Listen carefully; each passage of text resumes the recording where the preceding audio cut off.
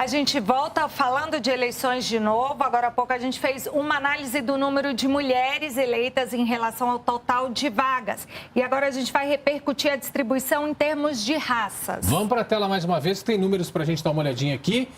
Os prefeitos, né, eleitos conforme as raças, a declaração, né, deles.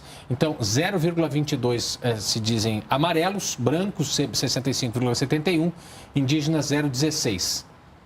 Pardos 31, pretos 2,3 e não informaram 0,27%. Então aí tá bem, a divisão está bastante clara aí em termos raciais. E a gente vai agora para São Paulo, analisamos o contexto feminino no Rio e o contexto racial a gente analisa agora em São Paulo também essa composição, como é que fica. A gente vai para lá com a Regiane Stella.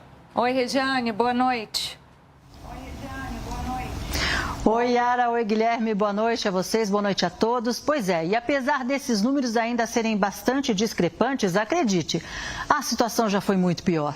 Aqui por São Paulo, esse ano, 16 vereadores negros foram eleitos, 5 a mais do que em 2020. Apenas um candidato aqui na capital paulista se declarou como amarelo. Para fazer essa análise, né, dos dados tanto de São Paulo como de todo o Brasil, eu recebo aqui hoje no estúdio o cientista político Marcos Agostinho Silva, que também é presidente do Instituto de Pesquisas MAS, né? Boa noite, muito obrigado pela sua participação, muito obrigado por ter vindo. Muito obrigado pelo convite, é um prazer estar aqui para falar uma coisa que é muito importante, que é a questão das eleições e também a questão das desigualdades também nas eleições, né? Obrigada. Olha só, de acordo com o TSE, em todo o Brasil foram eleitos 27 mil parlamentares pretos ou pardos, né, da raça negra. O aumento foi de quase 46% em relação a 2020, mas havia 52% de candidatos com essa raça. Que análise pode ser feita disso? Olha, para além da precisão dos números, né, das vírgulas dos números, mas é importante a gente observar que o número de candidaturas negras é bem inferior ao número da população negra, né?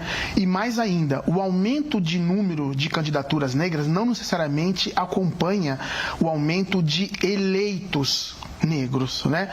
Ainda prevalece a maior participação e ocupação do espaço do poder na política da população branca. Então, muitos estados, o Rio de Janeiro, por exemplo, tem 74% de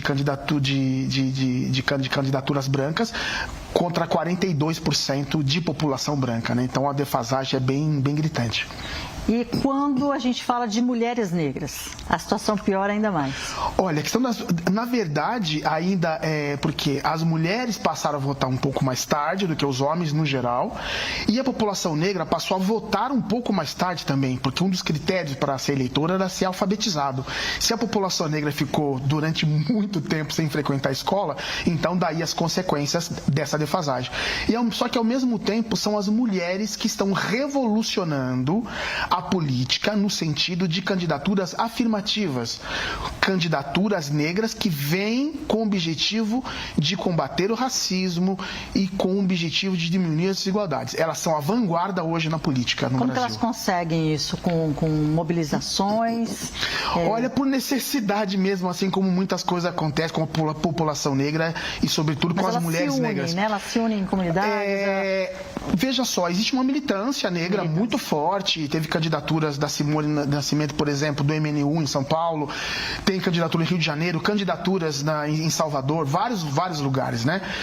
Candidatura na Câmara de São Paulo, uma das vereadoras, por exemplo, foi muito importante, que ela foi a relatora da CPI que cassou o primeiro vereador numa Câmara Municipal motivado por racismo, né? Então é muito na raça mesmo, até porque a estrutura partidária, a divisão de recursos nunca foi equânime e mesmo com as leis ainda está longe de sanar essas desigualdades. Agora eu queria que o senhor explicasse para a gente aqui, o próprio candidato é quem define a raça dele, né? E nem sempre ele define a raça mesmo que ele tem, né? O que isso pode causar em relação a cotas, a fundo partidário? Que impacto isso dá? Olha, esse critério não é um critério errado, né? Da autodeclaração, até porque é o mesmo critério que é usado no IBGE para você declarar sua raça-cor. O que acontece é que, motivado por uma situação de benesses, de atingir um fundo partidário, que seria uma parte dele destinado a a candidaturas negras, né, a essa mudança. E também outra situação de conveniência para mudar a sua autodeclaração para se aproximar de um eleitorado majoritariamente negro, como aconteceu com o Carlos Magalhães na Bahia, e ele perdeu a eleição justamente por causa disso, né? As pessoas acharam que estava forçando a barra em se declarar pardo e automaticamente se declarar negro, né? Então, há uma necessidade de haver uma fiscalização um pouco maior, talvez estabelecer para as candidaturas também uma banca de etnoidentificação, assim como tem para as cotas de concurso e para as universidades também. Tem casos, inclusive, que o senhor estava me dizendo que o candidato em uma eleição se declara branco e na outra se declara preto. Como pode isso, né? Chama-se canalice. Não tem outro nome. Não tem outro nome. Não tem outro nome. E não há fiscalização, aquela mesma pessoa fez Porque, isso. veja só, a mesma estrutura, são os mesmos dirigentes partidários que se tornam parlamentares e que têm a prerrogativa, ou seja, a caneta na mão para determinar o seguinte: bom, foi feita uma lei para determinar essas cotas e que, se não fosse cumprida essas cotas, essa distribuição, haveria uma multa. No ano passado, né, meados do ano passado, ou esse ano aqui em maio, fizeram uma anistia aos partidos políticos que não cumpriram as cotas e ainda diminuíram a quantidade de recursos destinados à população negra e às mulheres. Então, é um passo para frente e um para trás. Então, a gente precisa caminhar um pouco mais nesse sentido de... Eles erram e são anistiados. Exatamente, são eles mesmos. Então, e quem são, né, por mais que queiram dizer que são até discriminados, né, mas são os homens brancos que dominam. Solução para isso tem, Marcos? Olha, eu não vou ser assim piegas, assim, não. A solução é a luta mesmo, cotidiana, né? Paulatinamente vai aumentando essas bancadas. As bancadas, a Erika Hilton, por exemplo, em São Paulo, apoiou uma ex-assessora sua que já era vereadora, dobrou a votação, né? Outras candidaturas se espalham pelo país, né? Então, a saída está nas periferias, nas candidaturas negras, e temos que ficar atento para o uso que se faz da população negra, de candidaturas negras na política. Um exemplo, né? Estamos falando de São Paulo, o Pablo Marçal tinha como vice-candidata a prefeita na chapa de uma mulher negra da Polícia Militar.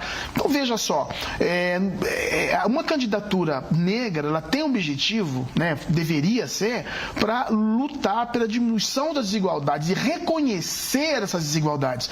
E não fazer o papel de ser dentro de casa e dizer, não, tá tudo bem. Não, né? deu certo, Ou né? mesmo a mulher, não, vamos fazer aula as mulheres têm que ser submissas. Não, uma candidatura feminina, não adianta crescer a bancada feminina se vai crescer a bancada de mulheres que acha que os homens têm que ser o chefe do lar. Aí não adianta nada. Maravilha. Muito obrigada pela sua participação, pelas suas explicações. Uma ótima noite para você. Muito obrigado, que eu agradeço o convite. Obrigada. Guilherme, Yara, com vocês aí em Brasília.